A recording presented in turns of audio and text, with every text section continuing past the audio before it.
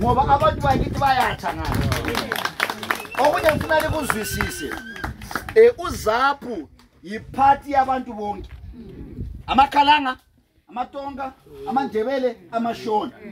kodwa indubo zethu kasifanani funa sikuswe khonoko udubo lethu kunjani alufanani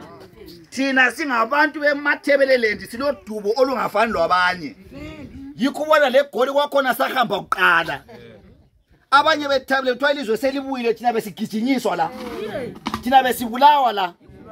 manje sesimangala ukuthi abantu beqamangcwa beguguround besiyavotela umuntu wayebabulala kanti sokutheni abantu bakithi kumele sibuzane khonapho ukuthi umuntu yeqa ingcwabo likayiselo likanina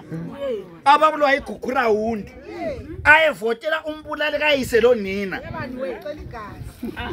silenkinga ezinye izigaba zelizwe thina sisempini la kwakuyakhiwa izikolo lemgwaqo lani ngapha bebulala amatitsha nga kodwa mina ngingafundanga ngenxa ukuthi ngabulawa lo teacher yime sensiyavotela iparty eyabulala amatitsha ayikho ngafundanga kwenziwa kuyini kumele sikuswe khonoko kathesi siya ku 2023 senza uoperation khumbule ekhaya wonke umuntu kasuke ezinangeni zamaphathi lawa amanye amanenginengi asibuyeni kuZAPU sizoqondisa okwakumele sikwenze ngo1980 vele unkomo kwakumele abuse kumele akumelanga sikugqigqize khonoko akumelanga sikufihle ngo1980 ngawo unkomo wabusa ngakula manyala lesowabonayo asepolice kunyokubi ngasihlezi ngcono le goli ngakasiye mhlawumbe ngayigoli yelokhu ibuya la so nxa sisuka la siyatshela abantu ukuthi kuZAPU lenzani liyabatshela ukuthi siqondisa lo ngoba khathesi udubo esilalo izanu kayifuni ukuthi abantu abangaphandle kweZimbabwe bavote ngoba bayakwazi ukuthi nxa ususwela udubo lwezanu la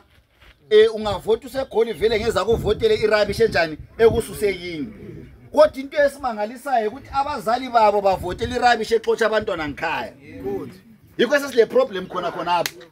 ukuthi abantwana kabasekho emakhaya kodwa abazali basala bevotela khonokho uxotsha abantwana